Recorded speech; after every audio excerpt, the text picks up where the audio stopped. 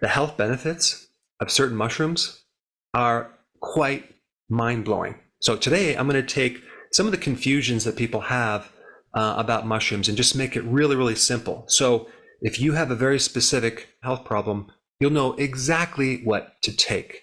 But they're in the family of fungus, okay, or fungi. And fungi is very interesting because there's more related DNA-wise to a fungus than there is to plants. In other words, like plants have photosynthesis, so they actually breathe in CO2 and they make oxygen. Well, mushrooms, which is a type of fungus, don't do that. They breathe in oxygen and release CO2, very similar to humans. They actually share 50% of their DNA, which basically means they have certain blueprints that make certain chemicals that we can use for the benefit of our own health. Fungi is the largest and oldest organism on planet Earth. In fact, in just one handful of soil from the forest, you have literally 26 miles of a certain type of fungi called mycelium.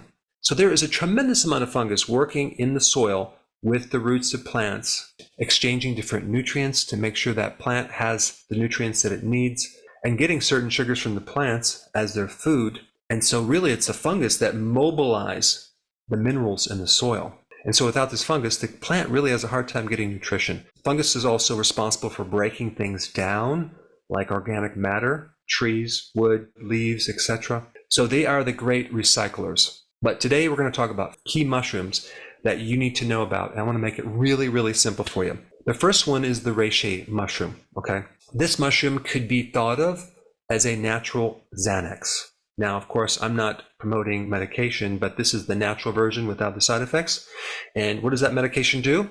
It's purported to help you with anxiety and helping you calm down. Therefore, it's also good for sleep. If you want to increase your tolerance to stress, if you want to counter stress and cortisol, this mushroom might be a good one to add to your diet. The next one is lion's mane, okay? Because it looks like a lion's mane. This one could be considered like a natural Adderall, but without the side effects. What is that drug? Well, it's used for people with cognitive problems, attention deficit issues. And a lot of college students take it to increase their learning abilities because it kind of speeds up the central nervous system to a certain degree. But lion's mane is specifically good for cognitive function, improving focus, concentration, memory. A lot of people take it as a coffee replacement in the morning, but it has some really interesting benefits in repairing and regenerating nerve tissue and myelin sheath around the nerve.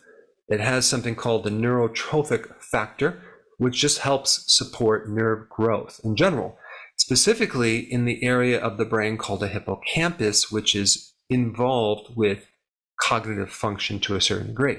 This mushroom also has been known to increase something called BDNF, brain-derived neurotrophic factor. That's kind of like Miracle-Gro, but for your brain. So it helps the nerves grow. So when you think about lion's mane, think cognitive improvements and anything related to a breakdown in your brain, like neurodegenerative conditions like Alzheimer's, Parkinson's, dementia.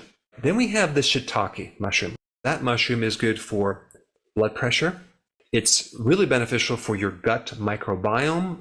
A good portion of our immune system is in the gut, and shiitake mushroom can actually increase the killer T cells, which are responsible for killing viruses. All right, so reishi is good as a natural Xanax for calming down the flight or fight mechanism or cortisol. Then we have lion's mane, which is everything to do with cognitive function, helping you concentrate, helping you focus. Then we have shiitake, which is three things: cholesterol, blood pressure, and your immune system.